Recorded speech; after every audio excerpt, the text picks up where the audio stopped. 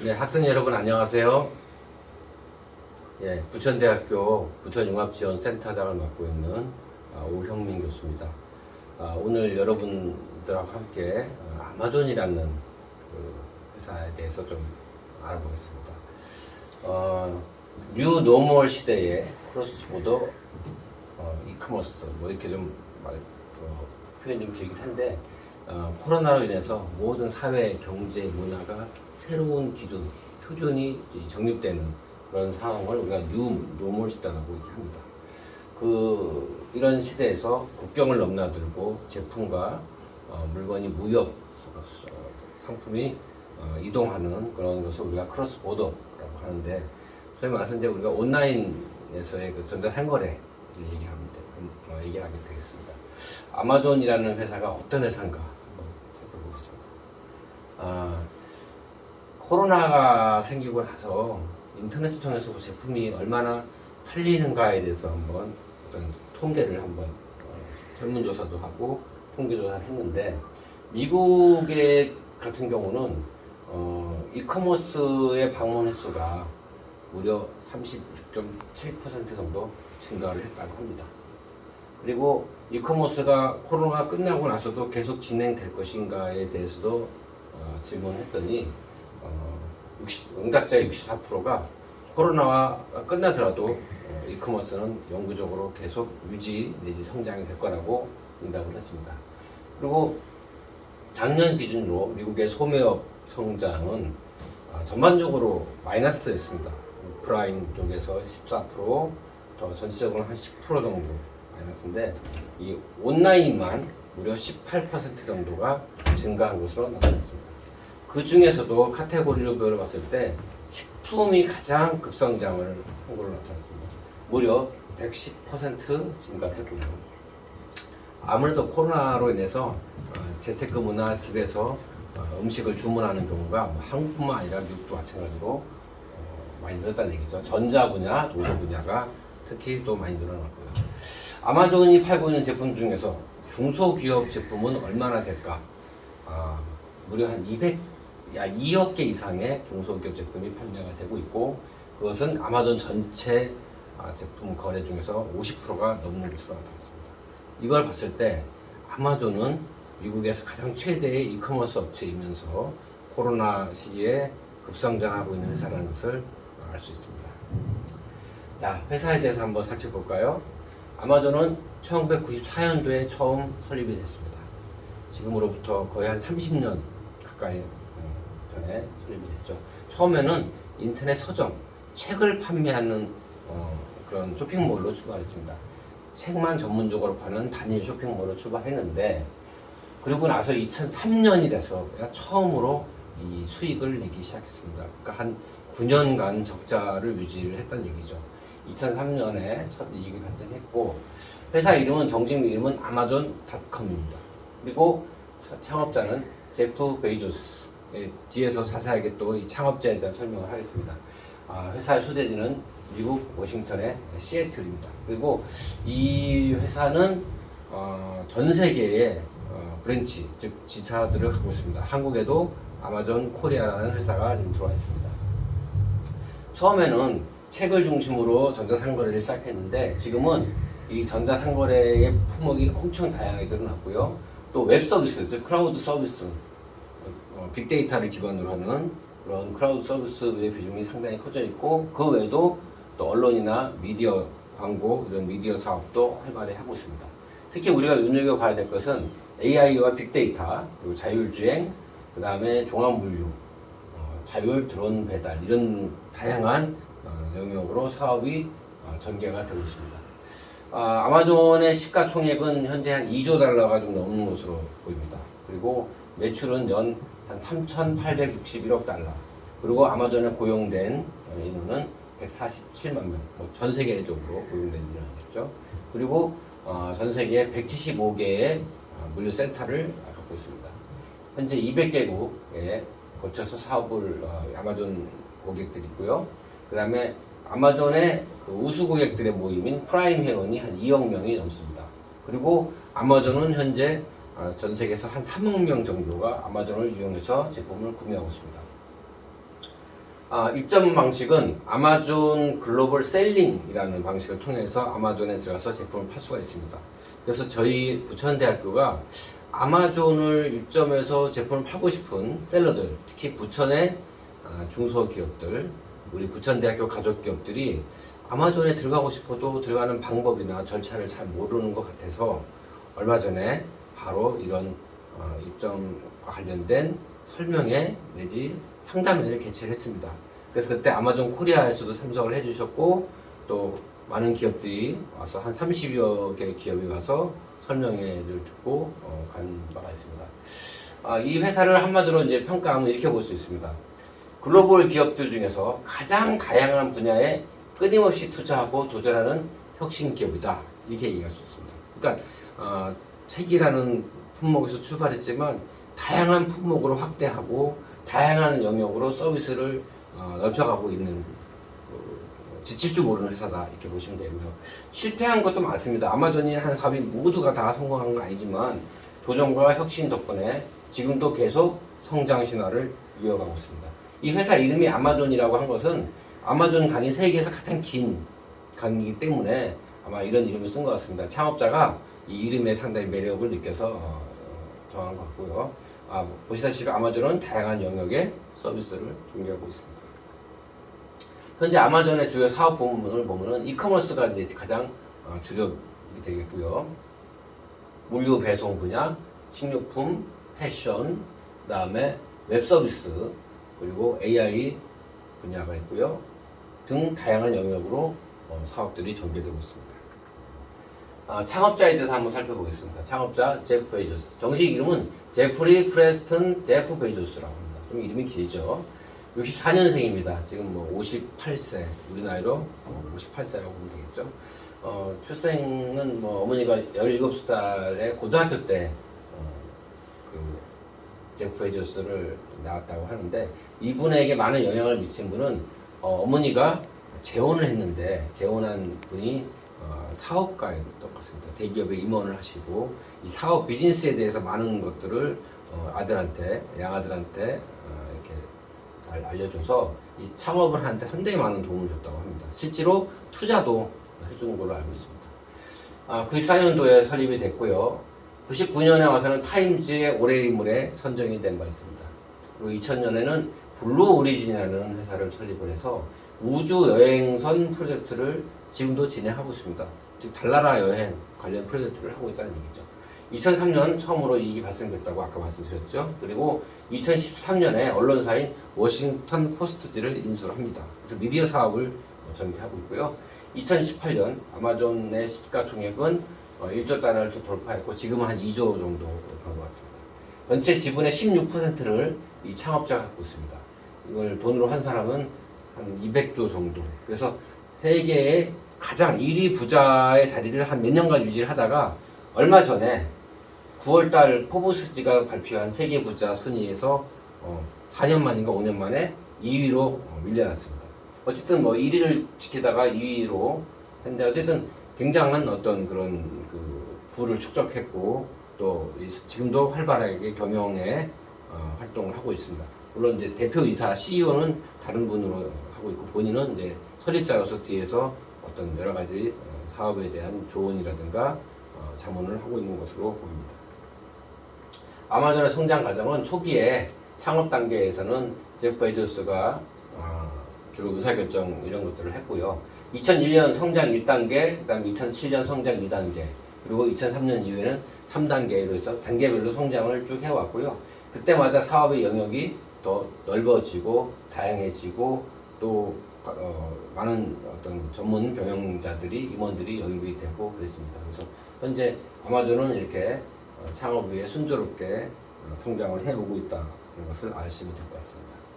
아마존의 매출은 보면 연평균 증가율이 20 내지 30% 유지합니다. 상당히 엄청난 빠른 성장을 하고 있는 거죠. 표를 보셔도 아시겠지만 아마존의 매출액은 이렇게 계속 꾸준히 안정적으로 성장을 하고 있습니다. 아마존의 사업의 가장 큰 두 가지 축이 있는데, 일단 온라인 스토어, 즉 전자상거래 분야가 있고요. 그 다음에 웹 서비스 분야라고 해서 AWS, 아마존 웹 서비스 뭐 이런 거의 줄임말인 것 같습니다. 그래서 이 두 가지 분야의 매출이 상당히 중요한데 사실 이 주력 분야의 두 개의 매출 증가율은 살짝 완만하게 지금 둔화가 되고 있는 추세라고 합니다. 그러니까 코로나로 인해서 온라인 스토어는 증가를 매출을 많이 증가를 했지만 이 웹 서비스의 매출 증가율도 꾸준한 편이지만 조금씩 완만하게 낮아지는 추세다. 그래도 여전히 아마존 전체에서 차지하는 비중은 가장 큰 걸로 보입니다. 아마존은 일단 미국의 소매 유통시장에서 특히 전자상거래 시장에서 가장 막강한 업체다 이렇게 보시면 되고요. 시장 점유율이 2016년 5년 전에 34%였고 올해는 한 41%로 점유율은 좀 증가됐다고 합니다. 2위는 어딘가요? 바로 월마트입니다. 이 월마트가 시장 점유율이 7%밖에 안 됩니다. 그래서 1위인 그 아마존과의 격차는 상당히 많이 나는 걸로 보이죠. 그리고 이거와 비교해서 한국의 온라인 쇼핑몰 시장은 어떤가? 한국에서 점유율 1위는 어디죠? 네, 네이버입니다. 네이버가 17%밖에 안 됩니다. 그러니까 그런 거에 비해서는 이 아마존은 미국 시장에서만 해도 점유율이 40% 넘는다는 것은 엄청난 그런 점유율을 차지하고 있다는 것을 볼 수 있습니다. 예, 보신 대로 이렇게 아마존 다음에 월마트, 이베이, 애플 이런 순으로 되겠습니다. 자, 아마존은 끊임없이 도전하는 혁신 기업이라고 그랬죠. 그래서 도전을 계속 한다는 것은 또 뭔가 새로운 시대의 변화에 맞게 새로운 돌파구로서 성장 전략을 계속 구사를 하고 있다는 얘기죠. 그 중에서 가장 주력 역점을 두는 분야는 물류 인프라의 구축입니다. 그래서 소비자들이 원하는 상품들이 제때 빨리빨리 도착하게 하려면 그만큼 그 소비자들이 사는 지역 거주지에 가까운 동네에다가 물류센터들이 들어가야 되고요. 또 거기에 상품들은 그 지역의 소비자들이 무엇을 구매할까를 미리 예측을 하는 그런 시스템을 개발해서 미리 주문하기 전에 그런 제품들이 물류센터에 미리 가 있도록 그런 방식을 합니다. 그래서 데이터 분석을 굉장히 정교하게 합니다. 그래서 이걸 통해서 어떤 예측을 해서 주문하기 전에 근처 물류센터에 미리 상품이 가 있게 하는 그런 방식으로 합니다. 3자 물류라는 것은 이제 직접 아니면 다른 물류 회사에다가 운송 회사에다가 제품의 어떤 고객에 대한 그런 운송을 요청을 하는 게 3자 물류 방식인데 주로 UPS나 페덱스가 미국에서 이제 그런 세계적으로 유명한 물류 회사인데 여기만 쓰는 것이 아니라 자체적으로 직접 물류 시스템도 갖고 있습니다. 그래서 여러분 그 쿠팡이라는 회사도 뭐 여러 가지 택배 회사를 통해서 물건을 갈 수도 있지만 쿠팡 자체적으로 물류 운송을 하고 있잖아요. 그것은 바로 이 아마존 방식을 따라서 하는 거라고 보시면 되겠습니다. 그리고 또 육로 물류뿐만 아니라 이 항공 물류도 활발하게 구축하고 있는데 자체 항공기를 보유하고 있습니다. 그래서 아마존은 현재 항공기가 지금 75대인데 이걸 조만간에 한 90대 가까이 늘린다고 합니다. 그리고 공항도 전 세계적으로 한 40개 공항을 자기네가 거점 공항으로 운영하고 있고 최근에는 유럽 항공 물류의 허브로서 독일의 항공 물류 시스템을 구축하고 있습니다. 지금 보시는 거는 이제 육로 물류 같은 이렇게 자체적으로 이런 차량들이 있고요. 아마존의 물류 센터의 모습입니다. 그리고 프라임 에어라는 것은 아마존 자체의 항공사들, 항공 물류를 담당하는 비행기, 수송기들입니다. 그리고 드론을 통해서도 배송을 시작을 했습니다. 특히 이 드론 배송은 이제 아마존이 가장 먼저 시도를 한 건데 이게 아마 미국의 어떤 관련된 법 규제 때문에 좀 더 속도감을 내지 못하고 있는 것 같습니다만 일단 드론을 활용한 배송 시스템을 시범적으로 먼저 도입을 했다. 근데 한 번에 한 2.3kg 미만의 제품, 그러니까 너무 무거운 제품은 드론으로 옮길 수가 없으니까 한 2.3kg 이하의 상품을 16km 범위 내에서 거리가 16km 안으로는 이 드론으로 배송을 한다는 거죠. 그리고 시간은 30분 내에 배송하는 것을 목표로 드론을 활용하고 있고요. 아까 말씀드린 관련 법규가 이제 제한이 있어서 미국보다 영국에서 먼저 테스트를 좀 하고 있습니다. 그 다음에 이제 아마존이 미래 성장 전략으로 보는 것은 물류 인프라 구축 외에도 온라인 광고 시장을 적극적으로 확대하려고 합니다. 그러니까 일반 미국 시민들이 검색을 할 때 가장 어디를 많이 이용할 것 같습니까? 보통 우리가 그냥 구글을 많이 이용하죠. 맞습니다. 보통 구글을 많이 이용하는데 근데 제품을 검색하는 사람들은 구글보다 아마존을 더 많이 이용한다고 합니다. 그래서 온라인 광고는 비록 아직은 매출 비중은 높지 않지만 아마존 전체 사업에서 이게 이익률이 높습니다. 그래서 이게 어떤 돈이 되는 수익이 좋은 곳이기 때문에 이 분야에 대해서 투자를 하고 있고요. 이 구글보다도 경쟁력이 높다라고 말씀드렸죠. 상품 검색 시장에서는 이 전체적으로 아마존을 통한 검색이 50% 정도 차지합니다. 그러니까 구글이 이런 부분에서는 이제 아마존한테 밀리고 있다 이렇게 보시면 되겠죠. 그래서 미국은 아마존은 미국의 디지털 광고 시장의 점유율을 보시면 이제 꾸준히 계속 증가하고 있습니다. 그래서 구글이나 페이스북 같은 거대한 그런 기업들이 광고 시장을 물론 석권하고 있지만 성장세가 이렇게 구글은 좀 만만하게 줄어들고 있는데 이 아마존은 계속 성장하고 있습니다. 그래서 앞으로 이 아마존은 온라인 광고 시장에서 다크호스로 더 자리매김할 것 같습니다. 그 다음에 아마존의 세 번째 전략은 뭐냐면 엄청난 투자를 합니다. 미래를 위한 투자. 그래서 R&D 투자 비용을 엄청나게 쏟아붓고 있죠. 작년 한 해만 해도 무려 429억 달러를 R&D 투자에 쏟아붓습니다. 그래서 미국의 R&D 지출을 봤을 때 미국 전체에서 아마존이 압도적인 1위를 하고 있습니다. 그리고 우리가 아는 다른 뭐 인텔이라든가 마이크로소프트라든가 애플이라든가 뭐 이런 세계적인 기업들에 비해서 아마존이 투자하는 R&D 비용이 가장 많다. 미래를 위한 투자를 많이 하고 있다. 아까 말씀드린 뭐 물류 인프라부터 시작해서 항공 드론, 그다음에 항공 시스템 등등 온라인 광고, 그다음에 고객의 어떤 심리나 수요를 예측해서 미리 주문도 하기 전에 집 근처에 물류센터에 물건이 가 있게 하는 방식, 이건 뭡니까? 전부 다 엄청난 투자를 하고 있다는 얘기죠. 예, 이상 저희 학교가 준비한 아마존에 대한 전반적인 개요를 말씀드렸습니다. 여러분, 학생 여러분 어떠신가요? 아마존의 회사가 단순하게 어떤 단일한 사업 아이템으로 이렇게 국한해서 만족하고 성장해 왔다면 오늘날의 아마존은 없었겠죠. 끊임없이 혁신하고 도전하고 실패를 두려워하지 않는 그런 회사다. 미래가 있는 회사다. 이렇게 아시면 될 것 같습니다. 네, 고맙습니다. 안녕하세요. 모멘텀의 조준을 들어갑니다. 오늘은 제가 좀 더 상세하게 아마존에 입점을 진행해서 물건을 판매하실 때 조금 입점 절차라든지 준비하셔야 되는 사항들, 그리고 아셔야 되는 필수적인 부분들을 조금 상세하게 좀 이야기를 나누려고 하고요. 무엇보다 이제 여러 가지 플랫폼이 있습니다. 현재 존재하는 다양한 글로벌 마켓플레이스가 있는데 그 중에서도 아마존은 제가 개인적으로 권장을 드리는 마켓플레이스입니다. 네. 아까 한동희 매니저님께서는 아마존 직원이시기도 하시다고 해서 저는 아마존 직원이 아니기 때문에 다양한 마켓플레이스들을 이제 권장을 드린다면 아마존 같은 경우에는 작은 규모의 회사도 충분히 성공을 할 수 있는 마켓플레이스입니다. 그리고 여러분들 한 가지 더 기억하셔야 되는 게 있습니다. 코로나로 인해서 현재 비즈니스의 방향성과 전문성이 많이 바뀌고 있습니다.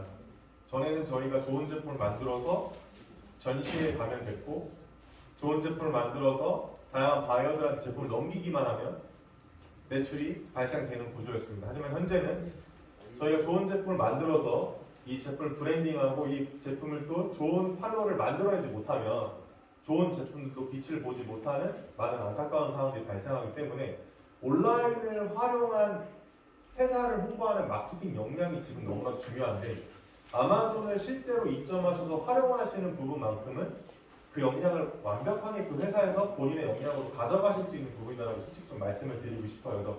그래서 그런 부분이 중요하고 또 한 가지 저희가 오늘 와서 이렇게 뭐 스마트폰이나 노트북으로 지금 이렇게 강의 들으시고 뭐 정리하시는데 바로 온라인 마케팅의 강점은 바로 그 부분에 있다고 생각합니다. 노트북 하나로 저희가 전 세계의 판매자들을 아우를 수 있다는 점, 그게 가장 좋은 건데 그렇기 때문에 그러한 부분들을 좀 염두해 두시면 좋을 것 같고요. 입점 프로세스를 조금 말씀드리려고 해요. 좀 생각보다 좀 많이 복잡해 보일 수 있습니다. 조금 화면이 작아서 잘 안 보이시겠지만 나중에 이제 참석하신 분들은 이런 자료를 따로 정리해서 입점 링크랑 같이 드릴 거니까요. 메일을 참조해 주시면 될 것 같고요. 첫 번째로는 저희가 아마존 가입할 때 가상 계좌가 필요합니다. 가상 계좌? 가상 계좌가 뭐지? 라고 이렇게 헷갈리시는 분들 계실 텐데 저희가 아마존 계정을 생성할 때 필요한 게 판매 대금을 합법적으로 수취할 수 있는 미국 은행 계좌가 필요합니다. 근데 저희가 미국 회사가 아니고 또 미국에 거주하는 시민이 아니기 때문에 보통 미국 은행 계좌를 안 가지고 계세요. 그렇기 때문에 저희가 가상으로 미국 계좌 역할을 할 수 있는 계좌를 만드는데 보통 몇 회사 있어요. 뭐 여러 가지 회사들이 있는데 저는 우선 기본적으로 이제 페이오니아를 처음에는 권장을 좀 드리고요. 그리고 이때 필요한 게 동네 은행 계좌 정보는 그냥 원화 통장이시면 됩니다. 그래서 원화 통장으로 준비해 주시면 되고요. 그리고 이메일 주소. 자, 한 가지 이제 노트필기 해놓으실 때 이메일 주소는 업무 이메일은 좀 분리하시는 게 좋아요. 아마존 가정 만드실 때는. 왜냐하면 메일이 수도 없이 옵니다. 상품을 등록해도 오고요. 판매가 돼도 오고요. 알림 메일도 오고 하는데 이걸 업무 메일이랑 같이 보시면 너무 복잡합니다. 그래서 G메일을 깔끔하게 하나 만들어 주시는 게 좋고요. 그리고 영문 주소가 필요한데요. 요거는 쉽습니다. 네이버에 가시면 영문 주소라고 그냥 한글로 검색하시면 본인의 주소를 사업장 주소를 편하게 영문으로 변경하실 수가 있으세요. 그리고 그런 다음에 이제 중요한 게 뱅크 스테이트먼트라는 겁니다. 그래서 뱅크 스테이트먼트를 이 가상계좌 업체한테 이제 발급받을 수 있는 이거는 은행 서류와 같은 거예요. 그래서 이 서류를 아마존에 제출하면 이제 아마존이 그 서류를 보고 이 판매자의 신원을 확인할 수 있게 해주는 한 종류의 서류라고 보시면 될 것 같습니다. 그래서 먼저 아마존 가입을 먼저 하는 게 아니라 가상계좌를 먼저 만들고 진행을 하면 되고요. 이제 아마존 가입을 진행하면 됩니다. 근데 이때 중요한 게 있습니다. 아마존은 회원을 가입하시는 단계에서는 고객센터가 전화 콜센터인 게 없습니다. 그러니까 여기서 뭔가 정보를 잘못 기입하셨는데 이걸 그냥 전화해서 제가 잘못 기입해가지고 수정을 좀 부탁드립니다. 이런 게 안 돼요. 그렇기 때문에 가입하시는 단계에서는 반드시 모든 정보를 페이오니아와 아마존 이렇게 가상계좌 업체랑 아마존 가입하실 때 정확하게 기입하셔야 되고요. 준비를 조금 잘 해주셔야 돼요. 그래야지 반려가 되지 않습니다. 그래서 이메일 주소는 가상계좌 업체 만드실 때 사용하시는 이메일 주소 동일하게 사용하시면 되고요. 그런 다음에 중요한 게 있습니다. 해외 결제 겸용 신용카드가 반드시 있어야 돼요. 왜냐하면 저희가 판매 대금이 발생하기 전까지 각종 수수료나 비용들을 청구할 수 있는 그 청구처가 있어야 되는데 그게 없기 때문에 해외 결제 가능한 신용카드가 필요합니다. 그래서 법인의 경우에는 법인 영문 회사 명이 정확하게 들어간 법인카드 사용하셔도 되고요. 개인 사업자 같으신 경우에는 회사 카드가 아니어도 됩니다. 그냥 대표님 개인 카드 사용하셔야 되는데 법인도 대표님의 개인 카드를 사용하셔도 되지만 반드시 여권과 똑같은 스펠링의 띄어쓰기가 적용된 이름 성순으로 나와 있는 신용카드가 준비가 되셔야 됩니다. 이름 성입니다. 이게 좀 중요합니다. 이렇게 진행해 주시면 되고 이제 보통 회원가입이 그럼 끝나느냐? 그렇지 않습니다. 마지막엔 SIV라고 불리는 셀러 아이덴티티 베리피케이션, 즉 판매자 신원 확인 절차가 진행이 됩니다. 그래서 원래는 이 절차 때 과거에는 여권 컬러 스캔본 그리고 뱅크 스테이트먼트를 2개를 제출하면 시간이 지나면 승인이 한 2일에서 5일 정도 비즈니스 데이 기준으로 승인이 났었는데 한 가지 절차가 더 추가됐습니다.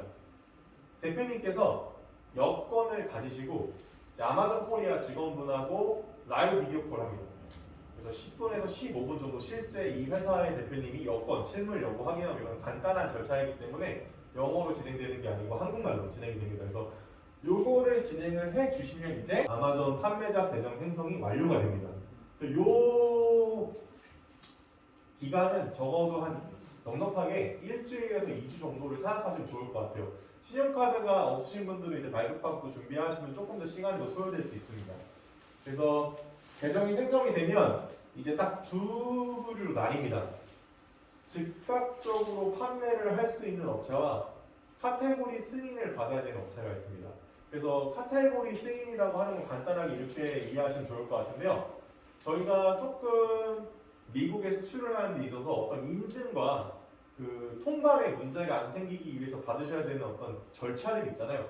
그러한 기준들을 최대한 갖추셔야 된다고 우선 이해하시는 게 빠를 것 같고요. 그래서 먹고 마시고 바르는 것들에 대해서는 대부분 카테고리 승인이 필요하고 유아용품, 차량용품, 전자기기 이런 것들은 카테고리 승인이 필요하고 뭐 디자인 문구류, 핸드폰 케이스, 핸드폰 관련 액세서리 중에서 전기와 관련이 없는 것들, 뭐 의류, 가방 이런 것들은 카테고리 승인이 필요 없다라고 보시면 돼요. 그래서 자파류, 그러니까 일반 소비재와 이제 조금 승인이 필요한 부분도 아니는데 뷰티 프로덕트 같은 경우에는 카테고리 승인 요건이 사라졌습니다.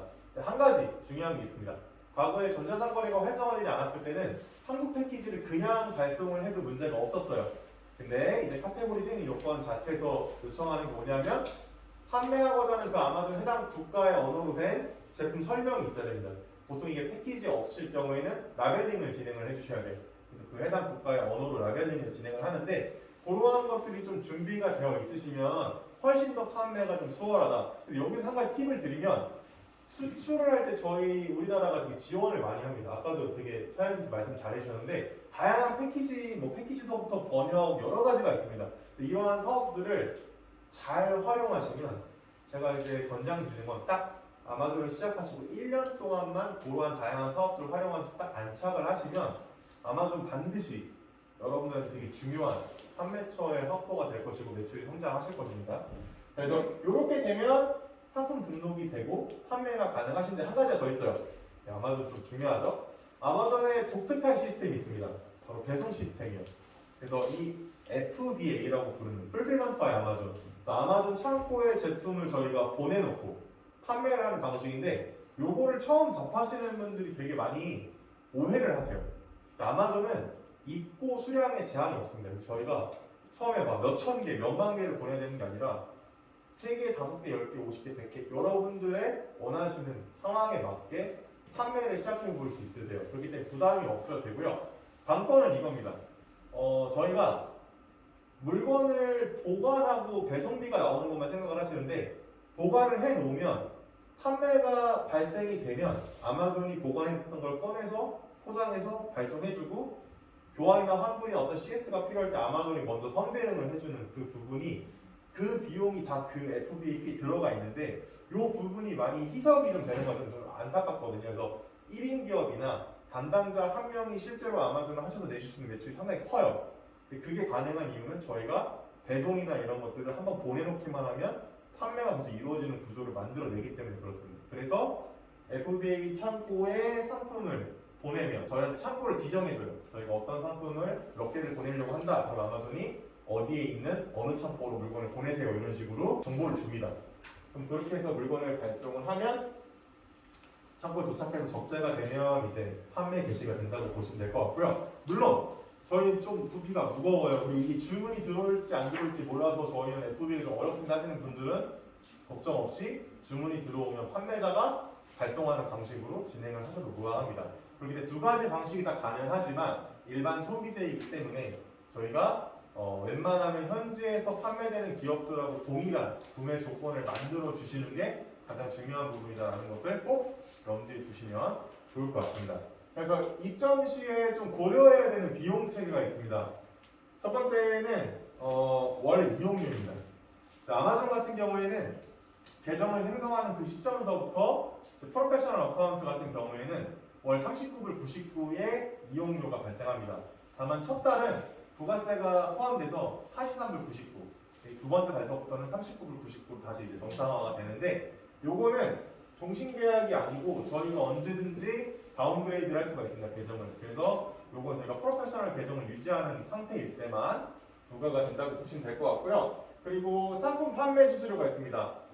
평균적으로 15% 전후라고 보시면 될 것 같습니다. 그래서 이거 한번 수수료 높다라고 생각하시는 분 계신데 그만큼 판매 가격에서 저희가 메리트를 가져올 수 있는 마켓이 이제 사실 아마존이기 때문에 그러한 점들을 한번 비교해 보시면 될 것 같습니다. 그리고 FBA 수수료는 보통 영양크림 100g짜리 한 개를 이제 아마존이 고객들한테 배송을 해주면요, 그 배송 비용이 뭐 패키지에 따라 다르겠지만 3불 중반 정도에서 3불 중후반 정도 나옵니다. 그러니까 이게 뭐 과대하게 아마존이 이거 비용 청구한다고 이러지 않기 때문에 합리적인 상식선에서 이용을 하시면 될 것 같고, 보관료도 엄청 저렴해요. 상품을 제가 지금까지 이런 분은 못 봤습니다. 상품 아마존 창고에 보관하는데 창고료가 무서워서 못 판다 하시는 분 못 봤어요. 정말 저렴해요. 0.1센트 뭐 한 달 보관료가 0.30센트 이 정도이기 때문에 부피가 큰 거면 좀 달라지겠지만 기본적으로 좀 대수동의하기 저렴한 편이다라고 이해하시면 좀 좋을 것 같습니다. 그리고 여기 중요한 게 있습니다. 제가 아마존을 선호하는 이유는 아마존은 저희 판매자 주도적으로 마케팅이나 광고를 만드실 수가 있어요.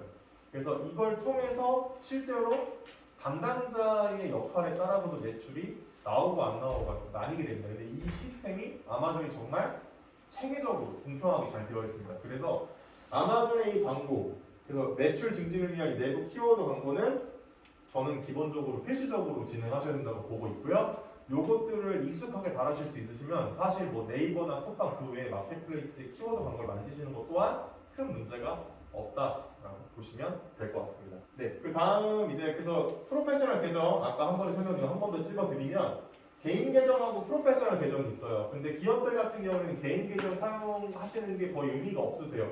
그래서 모두 다 프로페셔널 어카운트를 신청하시면 될 것 같고요. 상품 판매 수수료 또한 되게 다양합니다. 그리고 상품 판매가 기준에서 무조건 15% 평균적인 게 아니라 뭐 8%더 낮은 것도 있어요. 하지만 평균적으로는 15%이고 의류 및 액세서리 한 17% 정도라고 보시면 될 것 같아요. 그래서 가장 중요한 건 뭐예요? 아마존닷컴에 가셔가지고 저희의 경쟁 상품들이 어떻게 판매가 되고 있는가를 미리 찾아보시고 대비를 하셔서 아마존 좀 준비를 잘 해서 입점하시면 베스트인 마켓플레이스입니다. 그래서 지금 딱 연말이잖아요. 지금부터 준비하셔가지고 내년 1분기 론칭을 목표로 하시면 제가 볼 때 시기적으로 아주 좋다라고 정리할 수 있겠습니다. 그래서 이 FBA 서비스 같은 경우에 설명을 좀 드리자면 FBA 서비스는 이렇게 보시면 돼요. 저희 지금 옥션이나 지마켓에 보면 스마일 클럽이 있잖아요. 아마존도 프라임 멤버십이라고 유료 회원 서비스가 있습니다. 그러면 이 유료 회원들한테 아마존이 보장하는 게 뭐냐면 이 FBA 서비스, 즉 배송을 아마존이 활용하는 이 판매자들의 제품들은 이틀 내에 유료 회원들에게는 미국 전 지역의 무료 배송을 개런티를 해줍니다. 그리고 일반 회원들 또한 한 번 구매할 때 25불 이상만 구매를 하면 무료로 배송을 해줘요. 솔직히 이 시스템이 너무 편안해서 아마존에서 쇼핑을 미국 사람들이 선호할 수밖에 없는 이유가 여기에 있습니다. 배송이 더 빠르고요. 그리고 문제가 생기면 CS가 되게 편합니다. 그래서 쿠팡이 지금 하는 거의 대부분의 시스템은 그냥 아마존을 그대로 벤치마크 했다라고 보시면 될 것 같아요. 그래서 중요한 건 뭐예요? 유료 회원들은 어떤 의미일까요? 그 해당 마켓플레이스를 자주 이용하고 충분히 거기에서 돈을 쓸 의향이 있다는 사람들이에요.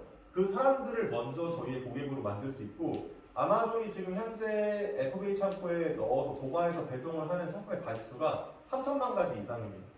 그렇기 때문에 엄청난 메리트가 존재하는 부분이기 때문에 반드시 활용을 하실 필요가 있습니다. 그리고 다행인 건 그동안 아마존이 이렇게 활성화가 되면서 처음에는 물류 비용이 되게 비쌌는데 지금은 미국으로 보내는 물류 비용이 상당히 효과적으로 효율적으로 지금 책정이 되어 있기 때문에 아무래도 그런 부분에 있어서는 훨씬 더 몇 년 전과 비교하면 메리트가 많아졌다라고 볼 수 있겠습니다. 그래서 주문 처리 수수료 같은 경우에는 좀 잘려서 그런데 아까도 말씀드렸지만 뭐 100g 정도 상품 기준 3불 중반 그래서 거기서부터 이제 왔다 갔다 하는 거기 때문에 더 가벼우면 더 적게 부과가 되고요.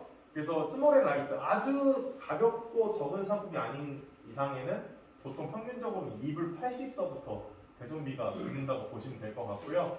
네, 그래서 그러한 차이가 있다는 점우선 알아두시면 될 것 같습니다. 그래서 이렇게 상품 크기에 따라서 아마존이 이제 배송 비용을 책정하는 그 기준이 잘 나뉘어져 있기 때문에 그러한 부분들을 보시면 될 것 같고요. 그래서 한 가지 좀 염두해 두셔야 되는 게 제가 권장드리는 건 우선은 판매를 해 보신 다음에요. 이제 아마존 배송비 책정이나 여러 가지 것들을 보시고 해외 배송 비용도 나오잖아요.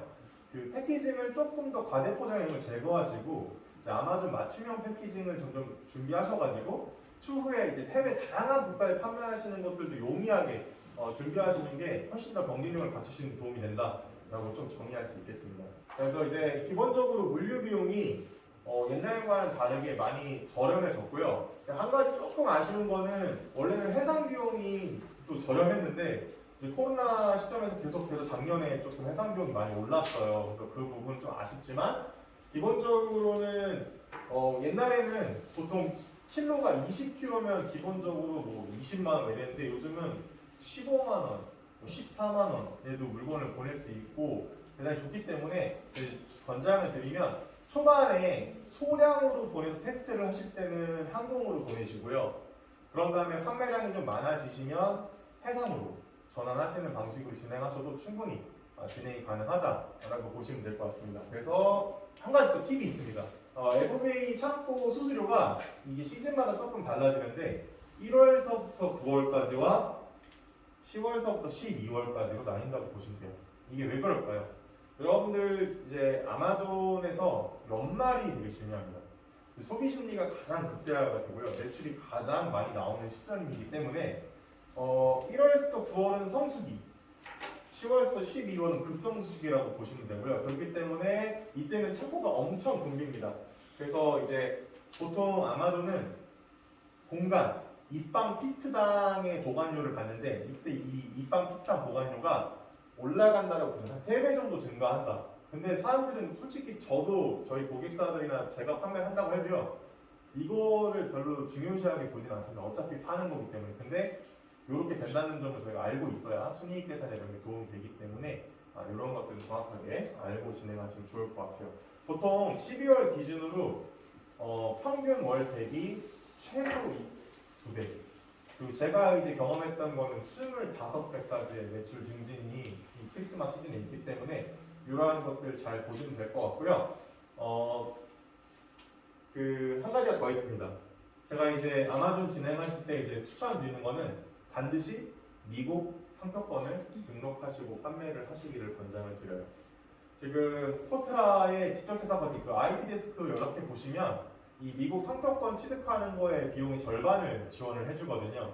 이 비용의 절반을 지원 받으시면 자부담금이 한 600불 정도 됩니다. 요거를 진행하셔가지고 상표권을 출원하시면 바로 아마존에서 브랜드 등록 판매자로 등록하실 수가 있어요.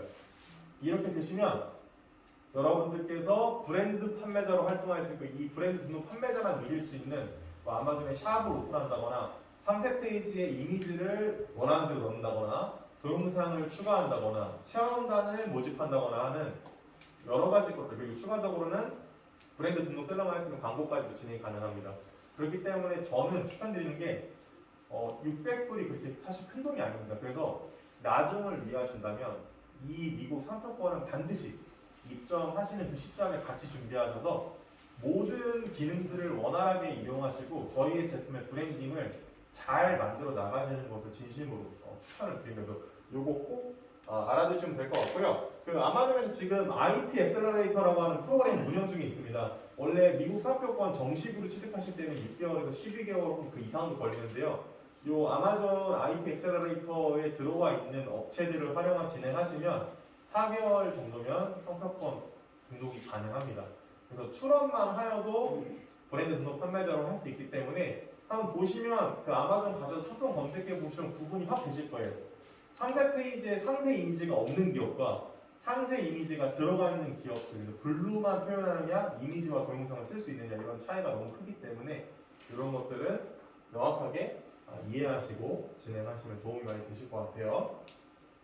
자, 그래서 제가 우선 조금 권장을 드리자면 제가 코로나가 오기 전에 강의를 할 때 기업들의 포트폴리오를 제안할 때 미국을 기점으로 이제 일본이냐 유럽이냐로 나뉘고 지금 또 호주가 있고 그 외의 국가들을 계속 확장할 수 있습니다. 아까 매니저님께서 설명해 주신 현재 20개 나라의 그 아마존이 지금 존재하고 그렇게 말씀해 주셨는데 이게 미국을 기점으로 여러분께서 원하시는 국가들을 선택해서 진출하실 수 있다는 강점도 있는 거거든요. 그렇기 때문에 여러분들께서 그냥 단순히 이 아마존을 어떻게 활용하시냐면 첫 번째, 처음에는 레퍼런스로도 활용할 수 있습니다. 저희가 아무리 조금 팔려도 리뷰나 이런 게 직접적으로 바로 고객들과 만나서 남기는 거다 보니까 바이어들도 이거는 조작이 불가능하다는 걸 알고 있어요, 아마존은. 그래서 이 제품이 어떤 제품인지 알 수 있고요. 저의 경우에는 제가 원래는 그 기업에서 해외 온라인 영업을 진행할 때 그때 미국, 캐나다, 영국, 독일, 일본 그 5대 마켓을 저희 관리를 했는데 베스트셀러 아이템이 꽤 됐었어요. 그때 350여 가지 아이템을 관리했는데 그때 베스트셀러 아이템 같은 경우에는 전 세계 바이어들한테 실제로 문의가 옵니다. 제일 큰 거래 같은 경우는 일본 소프트뱅크하고 중동에 있는 바이어들하고 뭐 스탠퍼드 대학도 이렇게 됐는데 그 이유가 뭐냐면 저희 제품이 해당 카테고리에서 잘 노출이 되기 때문에 바이어들이 그걸 보고 구글링을 해서 저희 회사 인포 메일로 문의를 줘서 OEM이나 사입에 대한 문의를 진행을 했거든요. 그 실제로 뭐 전화라운드 케이스를 보시더라도 아마존에 판매를 하고 난 다음에 B2B 문의가 상당히 많이 왔다라고 하는 실제 성공 사례가 많이 들리고 있기 때문에 제가 이걸 알고 있기 때문에 말씀드린 건데, 시작은 온라인은 어느 기업이든 다 미비할 수밖에 없습니다. 하지만 속도가 붙는 부분은 온라인은 다릅니다. 그렇기 때문에 지금을 도구하시는 게 아니라 1년 뒤, 2년 뒤, 3년 뒤에 명확한 목적과 목표를 가지고 진행하시는 분을 염두에 두시고 지금의 이 시간, 물리적인 시간과 금전적인 투자를 아끼지 않으셨으면, 코로나 예상하시는 것보다 훨씬 많이 길어졌죠. 그 사이에 온라인을 통한 저희 전 세계의 생활 패턴이 너무 많이 바뀌었습니다. 이러한 게 더 늦으면 실제로 정말 기업의 생존권에 영향을 미칠 수 있는 위험도 가지고 있기 때문에 반드시 이러한 것들 염두에 두셔서 진행하시면 좋을 것 같습니다. 네, 그래서 질문은 제가 조금 이따가 어차피 저희가 진행을 하니까 그때 진행을 하고요.